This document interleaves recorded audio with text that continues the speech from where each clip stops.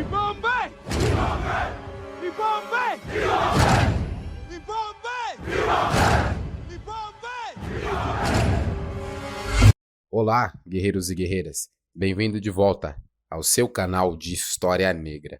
Bom, hoje o tema vai ser os abolicionistas. Eu falei no vídeo passado, prometi fazer e, bom, eu já vim fazer. A gente vai falar um pouco do que foi o movimento abolicionista, dos abolicionistas em si, tá bom? Espero que vocês gostem. Já se inscreve no canal, tá? Já deixa seu like, deixa seu comentário e vem comigo para depois da vinheta. Fica aí. Bom, vamos lá, galera, para o tema de hoje. O movimento abolicionista no Brasil, ele começou muito embrionário, ele começou muito pequeno, mas ele foi evoluindo com o passar das décadas, com o passar dos anos, ele foi evoluindo. Bom, é uma ideia muito progressista trazida da Europa, ali da Inglaterra, da França, por estudantes brasileiros que foram para lá, né, fazer faculdade e tudo mais. Filhos de pessoas abastadas aqui no Brasil colônia foram para lá, trouxeram aquela ideia progressista, aquela ideia de liberdade, de direito social e racial para todos, e trouxeram para a colônia. Só que não foi nada fácil.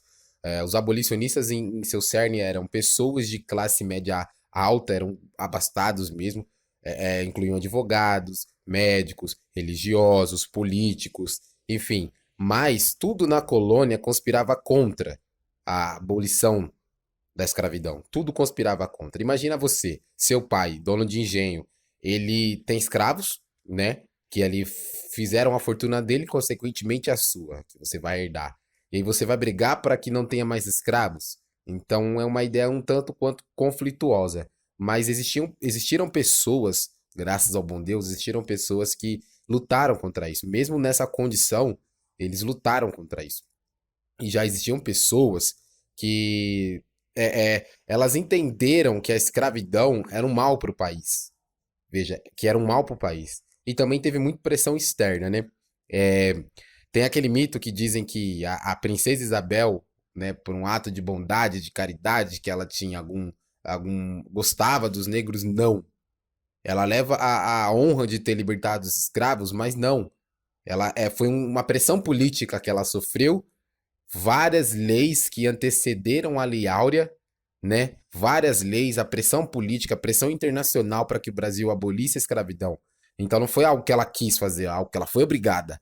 Então é mais um mito desse que tem por aí. Ah, a princesa Isabel libertou os escravos, ela merece honrarias. Não. Ela sim assinou, porque ela era mandatária da nação. Mas foi num contexto político que ela foi obrigada. Vamos lembrar aqui, relembrar um pouco, eu falei em alguns vídeos anteriores, mas eu também não fui a fundo. E talvez não vá muito a fundo nesse, talvez eu faça outro. O Brasil, colônia de Portugal, ele sofreu várias intervenções, por assim dizer, da matriz, Portugal, por assim dizer. Só que teve uma época que Portugal se uniu à Espanha, que foi a União Ibérica.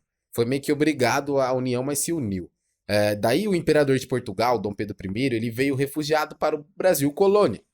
Ele veio fugitivo para cá. Chegando aqui, ele se estabeleceu toda aquela corte, aquelas pessoas em volta, estabeleceu um governo, trouxe um pouco de civilização para a colônia até então. Mas Dom Pedro, ele não era, assim, por assim dizer, muito bem visto, até para os portugueses que estavam aqui no Brasil, que tinham vindo antes dele, né? Os colonos que vieram antes dele, chegaram aqui. E aqui, o colono, ele perdeu aquele sentido de dever ao imperador. Ou ao rei, sabe? Essas nomenclaturas aqui não faziam muito sentido, porque já havia muita miscigenação, havia muitas culturas diferentes no nosso país, né? Colônia de Portugal, não podemos esquecer isso, que acabou que aquela visão do imperador que manda em tudo, fala e todo mundo obedece, já não acontecia mais isso. Por exemplo, o Brasil era parlamentarista nessa época. Existia o imperador barra rei, mas existiam os parlamentares, né? Existia ali uma corte de parlamentares, claro, todos abastados, ricos e brancos. É bom deixar bem claro isso. Foi meados de Dom Pedro II, filho de Dom Pedro I, que o Brasil ficou independente. Teve aquele grito lá no Alto do Ipiranga, independência ou morte. Antes disso teve a Guerra do Paraguai. Todos esses fatos foram culminando na Lei Áurea, por assim dizer. Por exemplo, a Guerra do Paraguai. Era prometido aos escravos, se eles fossem lutar na guerra, quando eles voltassem, eles seriam libertos. É o que era prometido na época, né? A Guerra do Paraguai foi o Brasil, Uruguai e Argentina contra o Paraguai. Você que ficou curioso, pesquise um pouco, né, sobre ali a guerra que aconteceu na bacia da Cisplatina, para você ficar um pouco inteirado sobre o assunto. Talvez eu faça um vídeo aqui para vocês, tá? A Guerra do Paraguai, ela levava o negro cativo, o negro escravo, ele lutava do lado do branco, ele morria, e nisso acabou criando um certo senso de dever entre as tropas. Imagina o soldado branco e o soldado negro, um do lado do outro, lutando, morrendo, passando as provações de uma guerra, matando e por aí vai. Um do lado do outro, quando eles voltaram para casa, o negro não queria ser subserviente ao branco. E tinha alguns brancos que também não queriam mais que o negro fosse subserviente, porque, poxa, imagina, aqui não temos noção do que é uma guerra, né? Ainda mais a guerra naqueles tempos, que era uma guerra muito mais de contato, muito mais suja.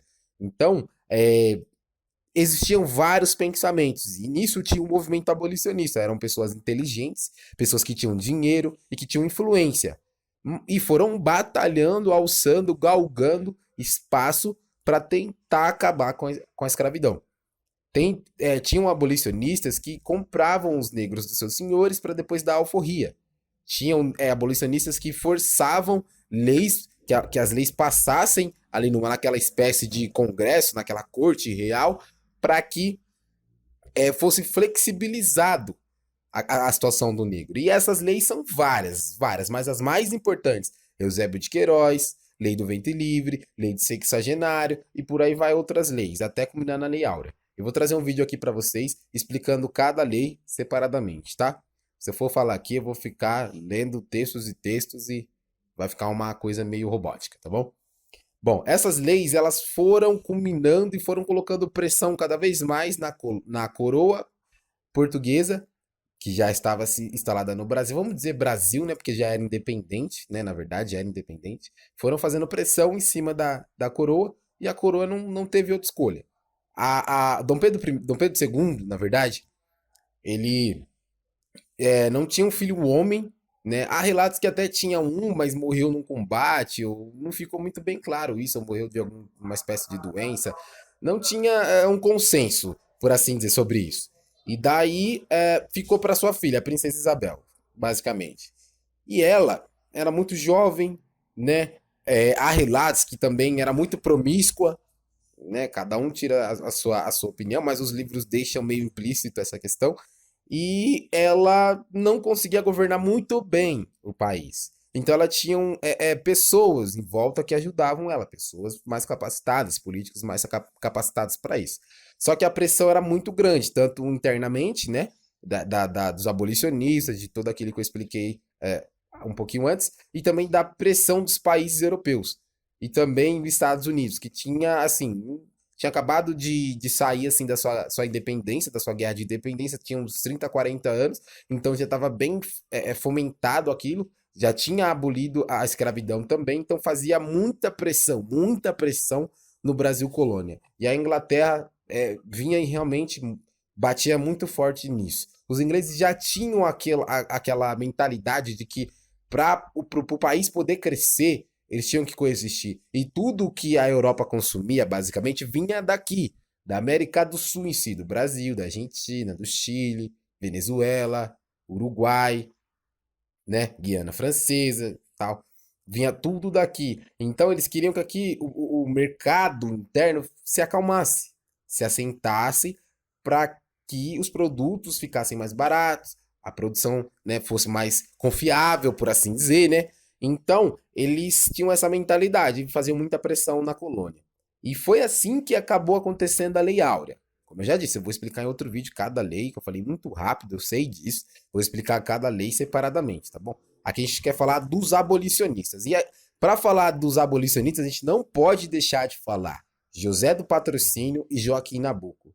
São dois personagens assim importantíssimos. Não que os outros não sejam, mas esses dois são importantíssimos para você, quando for pesquisar um pouco sobre o que foi os abolicionistas, vão vir sempre esses dois primeiros nomes. São pessoas muito agraciadas, assim, por uma coisa que eu não consigo nem explicar. Pessoas que tinham ideias visionárias e conseguiram, junto com outras, né, com todo aquele arado político, mudar a situação do nosso país.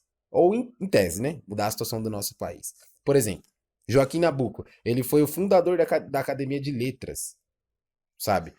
Uma pessoa intelectualmente avançada. José do Patrocínio também, era advogado, sabe? As suas causas que ele pegava direito, ele livrou mais de 1.000 negros da escravidão, alegando que foram capturados de forma ilegal. Olha, mais de 1.000 pessoas, uma pessoa conseguiu salvar, sabe? Até mesmo aquele abolicionista do anonimato, por assim dizer, que comprava o negro e alforriava o negro. Ele estava salvando uma vida, não só uma vida, estava salvando uma família inteira, uma geração inteira, sabe? E eram pessoas brancas, entende? Então a gente não pode criar aquele sentimento de que todo branco é preconceituoso. Não!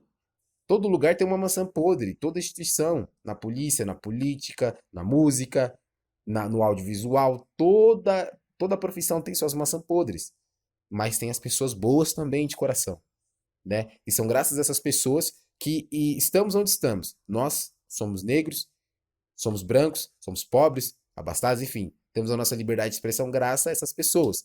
A gente não pode deixar de citar muitas dessas pessoas. Eu vou falar algumas aqui, mas pessoas mais proeminentes, que eu acredito que mereçam um pouco de crédito, né? Por exemplo, André Rebouças, Rui Barbosa, Aristides Lobo, Luiz Gama, João Klepp, Castro Alves, o próprio Joaquim Nabuco e o José do Patrocínio.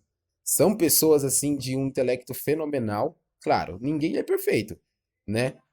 Ninguém é perfeito, mas eles se proporam a mudar. E isso foi muito importante, tá bom? Essa é a mensagem que eu queria deixar para vocês. Se proponham a mudar. Mudem a sua mentalidade. Parem para pensar.